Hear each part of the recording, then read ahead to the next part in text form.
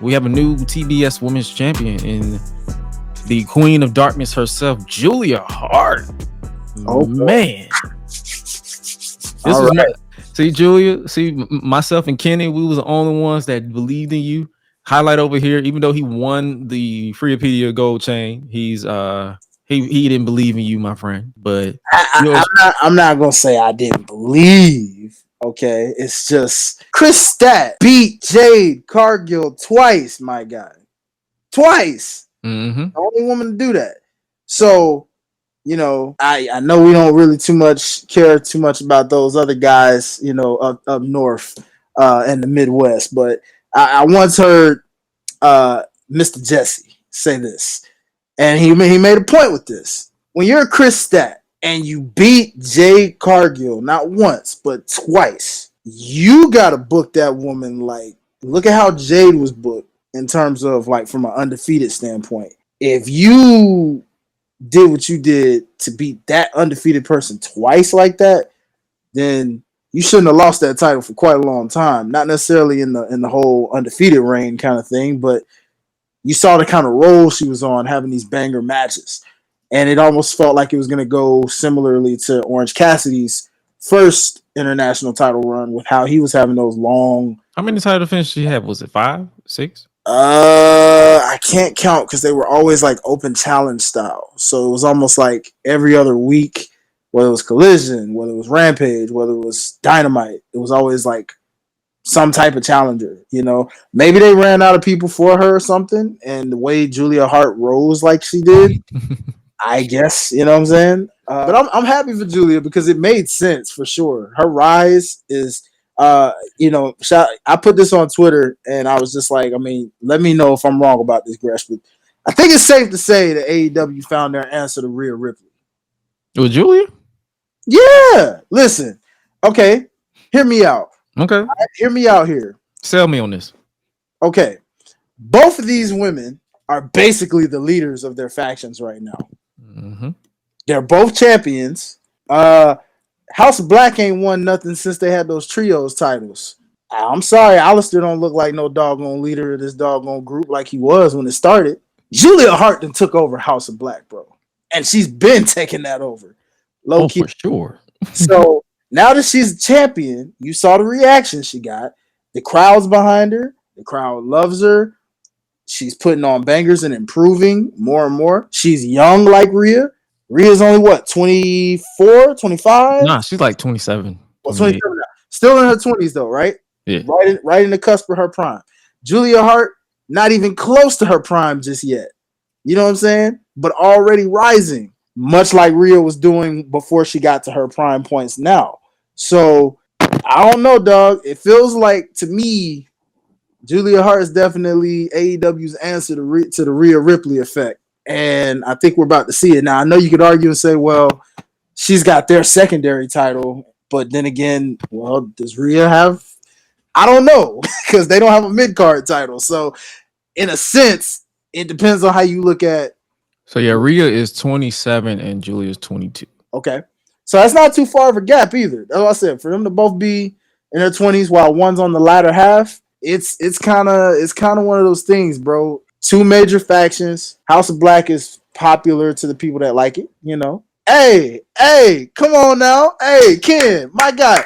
Bro, you know what I'm talking about, bro. See somebody, you feeling me, dog. I'm just no, you cooking. That's why I'm not even disregarding you. I'm like I'm cooking right now. You know what I'm saying? I just wanted to let that know because that idea literally hit me the moment she won that title. Because it's like, think about it. She, even though she didn't pin Chris Stat, the fact that she went over signifies they have their answer to the Rhea Ripley effect. So now AEW is like, okay, cool. Whoever in creative over there, they've been slowly cooking her up. They've been slowly marinating her, and they picked the right time. You know, and I want to shout out my co-hostess, Ashley, because she actually picked Julia as well. But the thing is, the reason why she picked Julia was because if you look at the last match she had with Chris Stat, when they cooked, She said there's no way they're gonna put Julia in this kind of match for her to lose after she just lost. So think about it. If she would have lost in this scenario, whether being pinned or not, if she didn't get the job done tonight, that wouldn't have done favors for her. You know what I'm saying? So the fact that she went over, bro, look, see, the mommy chance was crazy tonight. You see what I'm talking about? Like, hey, y'all see what I'm talking about, bro? Like, they got their mommy in AEW right now, and her name is Julia TBS Champion Hart right now, my guy. So listen, y'all sit back and relax and watch the growth from here, because I'm telling you now, this girl right here, she about to rival Rhea Ripley right now, y'all, going forward. So it's like, I hey, want to process this comment right here. Ellie on Twitch said they got to protect her heart, though. There's no believability in her beating Stat clean, which means we won't get a rematch for months. That's the thing. She didn't beat her clean. She pinned Sky Blue. Sky was in this match just to take the pin. Like, let's just keep it a stack right there. although you can Sky, she's another interesting one though, because they're Like doing they did this whole metamorphosis for her, and it's like, yeah, like she may have ate the pin, but if you think about it, somebody had to eat the pin. So even though she took the pin, something's going on with her too, and they're gonna rise that up some kind of way. I don't know how or when. But because Sky, they did have a moment during the match where Julia was upside down staring at Sky, and Sky just stopped. So it's kind of like Julia is this. I guess there's this battle where Julia is trying to get. Sky is fighting this darkness that Julia did, because when you get the black mist, you start getting darkness. Willow got it too, but Willow's so positive, her positivity just broke free of that. Yep. Sky is a different beast. Yeah. She sort of fought through it, but she still has that little lingering control, kind of like a sire bond to the darkness. Like, you have the Queen of Darkness in Julia Hart, but then Sky is like she's lusting after the dark, but she's not really ready to accept it yet. Oh yeah, yeah. But she's showing hints because Because she had a whole like new theme song. Like she stepped on the baseball cap and put a whole new crown on. Like, she's trying to take over the role as Queen of Darkness. Yeah, man. So if Tony Khan actually invests in this story and not bullshit around, this could literally be a compelling story. Yeah, man. We got something on our hands here, and it's like finally, hey, no real talk. Hey, you right, dog. This guy is gonna set the house on fire. No lie. That's kind of funny you said that, but that you cooking and didn't even realize that, dog. Because here's the thing, Sky Blue, they've been working on her just like Julia Hart, and I will give props to whoever's over the women's creative right now. Slowly but surely, y'all have been doing better with the women and telling stories.